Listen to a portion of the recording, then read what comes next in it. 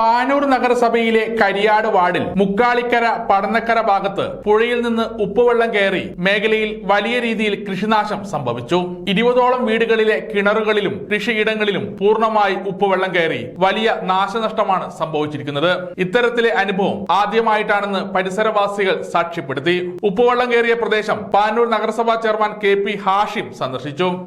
നമ്മുടെ 25-ാം വാർഡിൽ പല മേഖലകളിലും ഇന്ന് ഉപ്പുവെള്ളം കയറിയതായിട്ടാണ് നമുക്ക് വിവരം ലഭിച്ചത്. ഇവിടെ വന്നു നോക്കുമ്പോൾ ഇവിടെയുള്ള ഇപ്പോൾ കൃഷി ചെയ്യുന്ന സുരേന്ദ്രനടക്കമുള്ള ആളുകളെ നമ്മൾ കണ്ടു.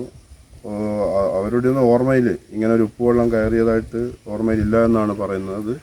അപ്പോൾ ഈ പുഴയുടെ ഭാഗങ്ങളിലൊക്കെ ഇതുപോലെ കൃഷിക്ക് നാശമുണ്ടാകുന്ന രീതിയിലേക്ക് വലിയ രീതിയിൽ ഉപ്പുവെള്ളം കയറിയിട്ടുണ്ട്. അത് ഇന്നിപ്പോൾ സ്ഥലം സന്ദർശിച്ചതിന് ശേഷം ഇവിടെയുള്ള വില്ലേജ് ഓഫീസറെ ഞാൻ ബന്ധപ്പെട്ടിട്ടുണ്ട്. അത് അടിയന്തരമായി അദ്ദേഹത്തോട് ഇത് ഒന്ന് പരിശോധന നടത്തിയിട്ട് ഇവരുടെ ആശങ്ക അകറ്റാൻ വേണ്ട നടപടി എടുക്കുന്നതുമായി ബന്ധപ്പെട്ട കാര്യങ്ങൾ അദ്ദേഹവുമായി സംസാരിച്ചിട്ടുണ്ട്.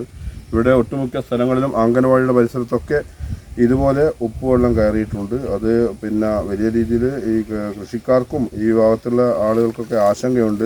വാർഡ് കൗൺസിലർ MTK ബാബു, നഗരസഭ ഹെൽത്ത് ഇൻസ്പെക്ടർ രഞ്ജിത്ത് എന്നിവരും ചെയർമാന്റെ കൂടെ ഉണ്ടായിരുന്നു. സമഗ്ര ന്യൂസ്, പാനൂർ.